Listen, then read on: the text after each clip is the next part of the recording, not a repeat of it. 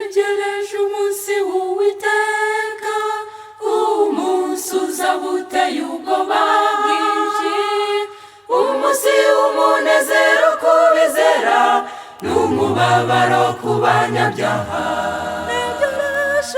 Ntegereje igihe Yesu azazira, aje gucira abakiriho n'abapfuye urubanza.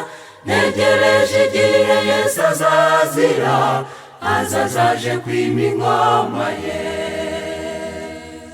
Abakomeye ndetse n'aboroheje bazahagarara imbere y'intebe y'imanza, kandi umuntu wese azatsindishirizwa no kwizera yagiriye mu isi.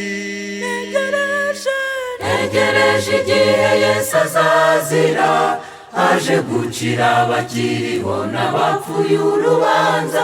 Ntegereje igihe Yesu azazira, azaje kwima ingoma ye.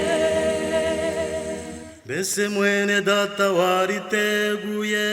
Dore uwo munsi uratwegereye cyane, uzabanziriza mu b'inzu y'Imana. None se wariteguye? Ntegereje igihe Yesu azazira, aje gucira abakiriho n'abapfuye urubanza.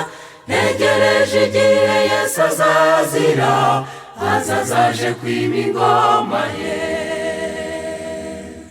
Nshuti mwene data nkugire inama, kora imirimo yo gukiranuka, nibwo uzarokoka wa munsi wibere mu bwami bw'ijuru.